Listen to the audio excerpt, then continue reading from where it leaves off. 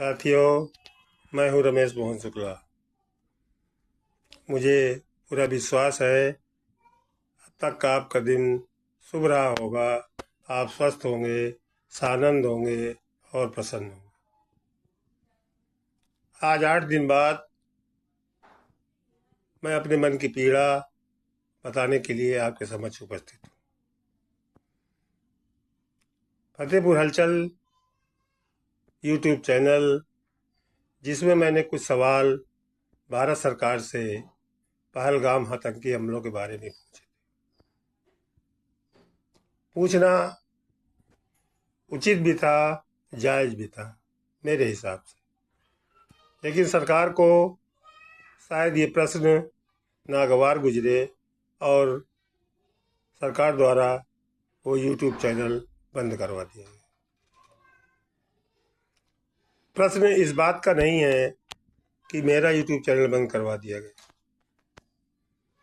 सरकार ने तो संजय शर्मा के 4 PM यूट्यूब चैनल को भी बंद करवा दिया, जिसमें 7.5 लाख सब्सक्राइबर थे।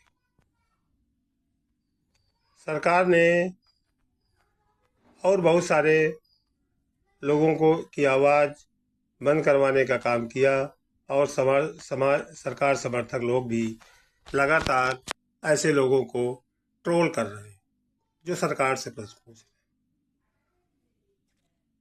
साथियों, सरकार देश नहीं होती, देश की सरकार होती है, वो भी बहुमत की।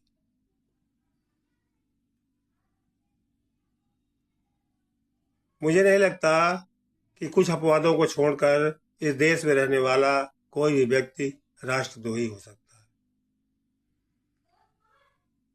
लेकिन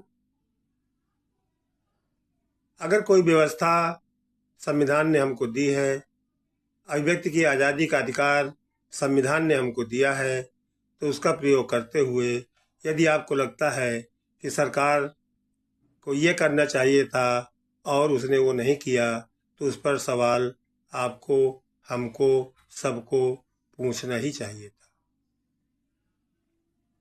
और एक स्वस्थ परंपरा का निर्वाह करते हुए सरकार को भी निर्भीकता से अपनी कमियों को स्वीकार करना चाहिए था और उस पर सुधार का आश्वासन देते हुए देशवासियों को आश्वस्त करना चाहिए।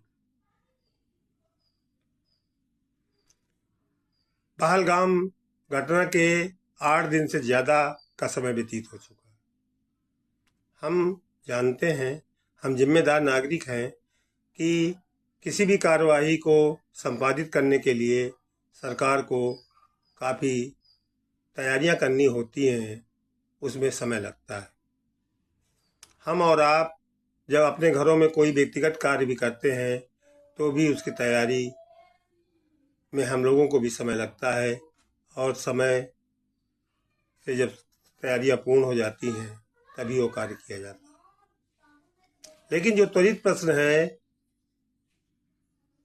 कि वो तथाकथित 3 या 4 आतंकवादी जिन्होंने पहलगाम में आकर हमारे देश के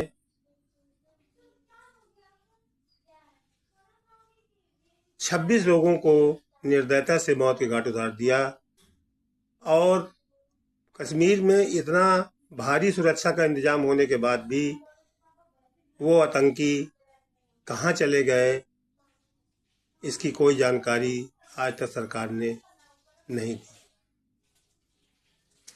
8 दिन का समय उन आतंकियों को पकड़ने के लिए काफ़ी पर्याप्त था, लेकिन हम पकड़ नहीं सके। ये कहीं न कहीं हमारी कमजोरी को प्रमाणित भी करती है। हम नहीं जानते सरकार उस आतंकवादियों के संरक्षणदाता पाकिस्तान को क्या दंड देगी, क्या नहीं देगी। लेकिन पूरा देश उबल रहा था इस बात को लेकर कि सरकार पाकिस्तान का नामो निशान मिटा देगी। पूरे पाकिस्तान का न सही, लेकिन जिसकी कसम संसद में बैठकर इस देश के प्रधानमंत्री और गृह मंत्री ने ली थी और पूरी संसद ने जिसको के बारे में ये सर्वसम्मत से प्रस्ताव पास कर रखा है कि पीओके हमारा है और हम पीओके पर कब्जा करके रहेंगे, तो कम से कम इस घटना के बाद तो हमको पीओके को वापस ले ही लेना चाहिए। निसंदेह पाकिस्तान आज बहुत बड़ी समस्याओं से जूझ रहा है। एक तरफ बलूचिस्तान का आंदोलन, एक तरफ खैबर पख्तूनख्वा का आंदोलन। पीओके के लोग भी पाकिस्तान की सरकार से खुश नहीं।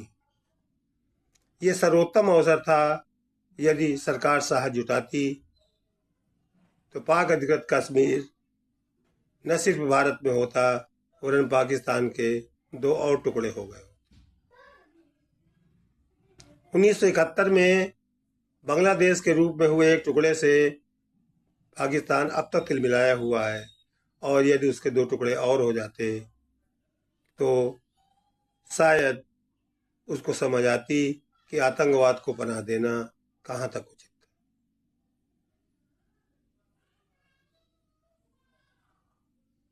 पता नहीं मेरा YouTube चैनल कब तक बंद रहेगा और कब तक मैं आप लोगों के बीच में नहीं आ पाऊंगा, ये मुझे खुद पता नहीं। लेकिन जो भी प्लेटफार्म उपलब्ध हैं, मैं वहाँ पर आपसे लगातार बात करता रहूँगा, अपनी बात कहता रहूँगा और सरकार को सचेत भी करता रहूँगा।